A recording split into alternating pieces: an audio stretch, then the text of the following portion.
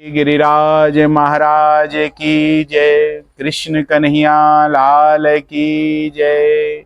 अखंड मंडलाकारं व्याप्तं येन चराचरं तत्पदं दर्शितं येन तस्मै श्री गुरुवे नमः।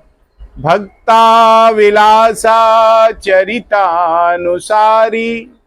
दुग्धाधिचोरेण यशो विसारी कुमारिकानंदित घोष नारी मम प्रभु श्री गिरिराजधारी। बोलो श्री कृष्ण कन्हैया लाल की जय। हम आप सब भगवान की वाणी श्रीमद् भगवद गीता को श्रवण कर रहे हैं। वहाँ में अब तक हमने चतुर्थ अध्याय के प्रथम श्लोक तक को सत्संग करे हो। आइए द्वितीय श्लोक में प्रवेश करें। एवं परंपरा प्राप्त मिमं राजर्षयो विदुः सा काले नेह महता योगो नष्टा परंतपः। एवं परंपरा प्राप्त मिमं राजर्षयो विदुः।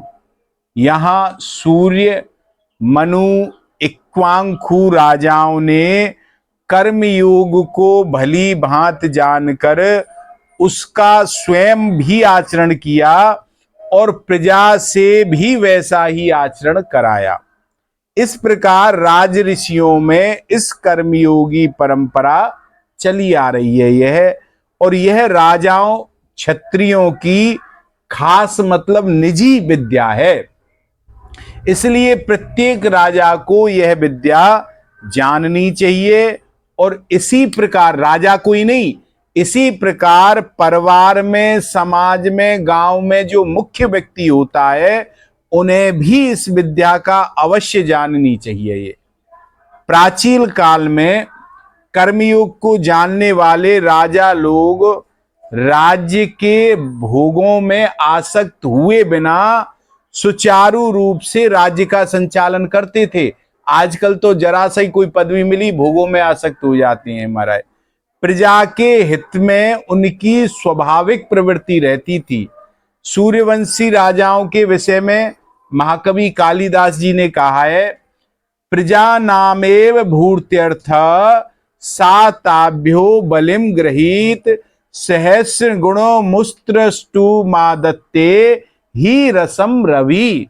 अर्थात वे राजा लोग अपनी प्रजा के हित के लिए प्रजा से उसी प्रकार कर लिया करते थे, कर मतलब टैक्स, जिस प्रकार सहस्र गुना बनाकर बरसाने के लिए सूर्य भगवान पृथ्वी से जितना जल लेते हैं पृथ्वी से उससे कई गुना करके वे बरसाते हैं। तात्पर्य यह है कि राजा लोग प्रजा से कर आदि के रूप में लिए गए धन को प्रजा के हित में ही लगा देते हैं और निर्वाह के लिए, अपने जीवन निर्वाह के लिए वो उस कर में से नहीं लेते थे, उसके लिए वो अलग से खेती आदि करवाते थे और उससे अपना जीवन निर्वाह करते थे। महाराज कर्मयोग का पालन करने के कारण उन राजाओं को विलक्षण ज्ञान और भक्ति स्वतः ही प्राप्त हो जाती थी। यही कारण है कि प्राचीन काल में बड़े बड़े ऋषि भी ज्ञान प्राप्त करने के लिए ऐसे राजाओं के पास जाया करते थे। श्री वेदव्यास जी के पुत्र सुखदेव जी भी ज्ञान प्राप्त करने के लिए राजऋषि जनक जी के पास गए थे ये भी महाराज। और छंदोगोपोपनिषद में 5वें अध्याय में भी आता है कि ब्रह्म विद्या सीखने के लिए 6 ऋषि एक साथ महाराज अश्वपति के पास गए थे। महाराज अश्वपति ने उस प्रसंग में अश्वपति के वचन भी ध्यान करने योग्य हैं। उन्होंने कहा था इनसे ऋषियों से, नामे स्तेनो जनपदे ना कदर्यो ना मध्यपा नाना हिताग्निर ना विद्वाना स्वेरी स्वेरणी कुतः। मतलब मेरे राज्य में ना तो कोई चोर है, ना कोई कृपण है, ना कोई मध्यप मतलब मदरा पान करने वाला है, ना कोई अनाहिताग्नि मतलब अग्निहोत्र ना करने वाला, नित्य अग्निहोत्र करने वाले लोग हैं, और ना कोई अविद्वान है और ना कोई परिस्त्रीगामी है, फिर उल्टा स्त्री तो होगी कहां से, ऐसा मेरा राज्य हमारा, ऐसा उन्होंने इनको दिया ऋषियों को।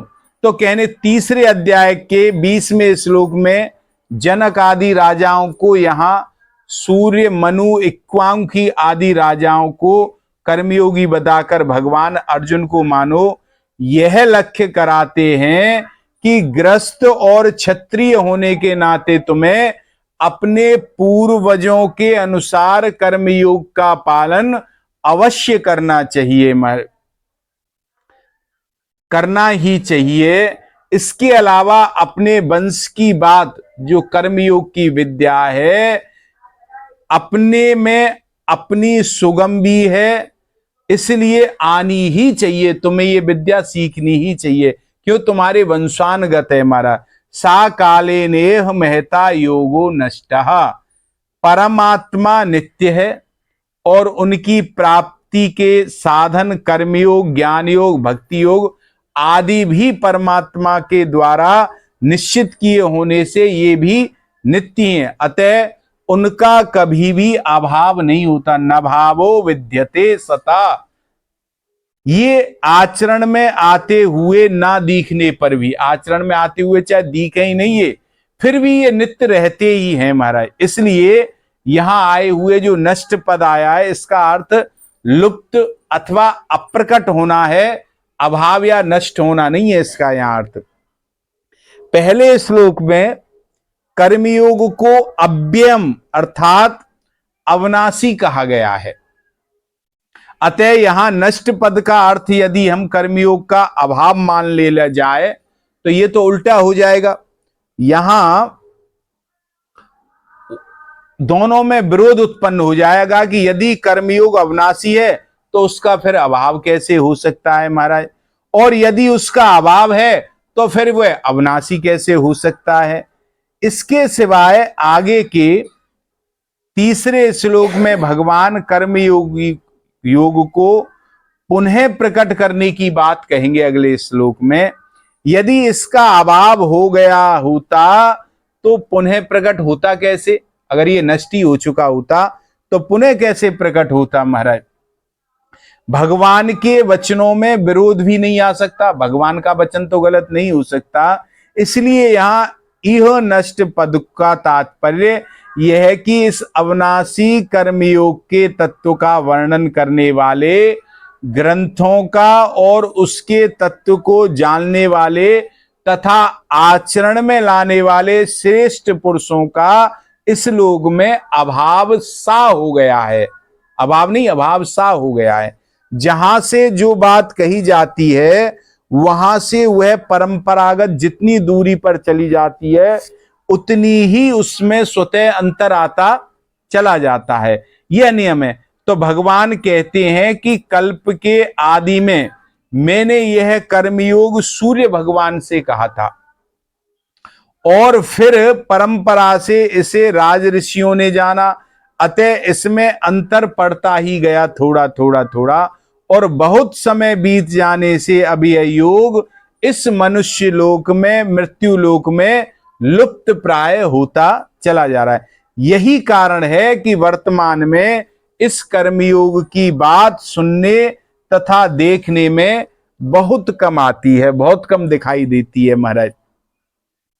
कर्मयोग का आचरण लुप्त प्राय होने पर भी इसका सिद्धांत अपने लिए कुछ ना करना, ये सिद्धांत है, सदैव रहता, ये खत्म नहीं होता, क्योंकि इस सिद्धांत को अपनाए बिना किसी भी योग, ना केवल कर्मयोग, कोई भी योग हो, चाहे ज्ञान योग हो चाहे भक्ति योग हो, का निरंतर साधन नहीं हो सकता महाराज।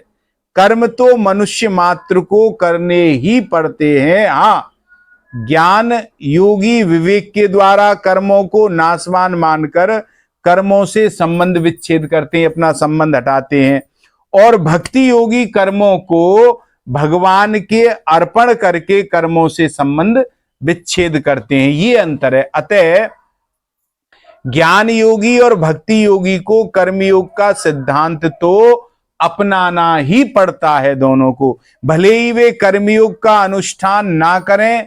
तात्पर्य यह है कि वर्तमान में कर्मयोग का लुप्त प्राय होने पर भी वह कर्मयोग सिद्धांत रूप से विद्यमान है ही और रहता ही है। वास्तव में देखा जाए तो कर्मयोग में कर्म लुप्त नहीं होता, प्रत्युत कर्मों का प्रवाह अपनी ओर होने से अपने लिए सोने योग ही लुप्त हो जाता है। कर्म तो रहता है लेकिन जो योग है वह लुप्त हो जाए। तात्पर्य यह है कि जैसे संसार के पदार्थ कर्म करने से मिलते हैं, ऐसे ही परमात्मा भी कर्म करने से ही मिलेंगे।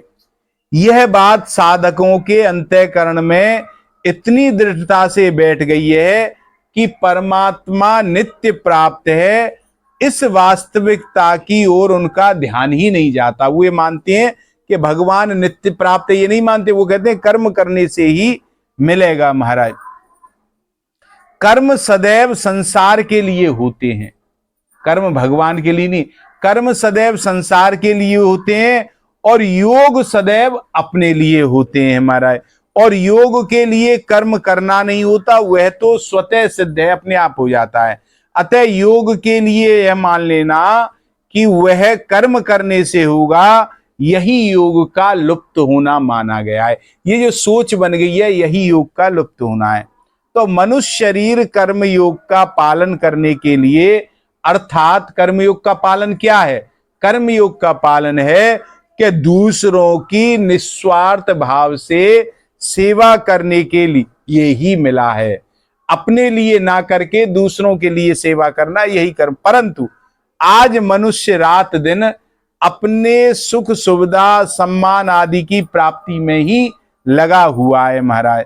स्वार्थ के अधिकार बढ़ जाने के कारण दूसरों की सेवा की तरफ उसका ध्यान जाता ही नहीं है। इस प्रकार जिसके लिए मनुष्य शरीर मिला है, जिस चीज के लिए मिला है, उसे भूल जाना ही कर्मयोग का लुप्त होना माना गया है। मनुष्य सेवा के द्वारा पशु पक्षी से लेकर मनुष्य, देवता, पितर, ऋषि, संत, महात्मा और भगवान तक को अपने वश में कर सकता है सेवा करके महाराज। परंतु सेवा भाव को भूलकर मनुष्य स्वयं भोगों के वश में हो गया है, जिसका परिणाम नरकों में तथा 84 लाख योनियों में पड़ जाना है। ये वो भटकता ही रहेगा। यही कर्मयोग का छिपना, लुप्त होना माना गया है। ये इस श्लोक की व्याख्या हमने की। कल तीसरे श्लोक करेंगे। 2 मिनट नाम संकीर्तन फिर विश्राम। राधे राधे गोविंद गोविंद राधे, राधे राधे गोविंद गोविंद राधे, राधे राधे गोविंद गोविंद राधे, राधे राधे गोविंद गोविंद राधे, राधे राधे गोविंद गोविंद राधे, राधे राधे गोविंद गोविंद राधे। बोलो कृष्ण कन्हैया लाल की जय।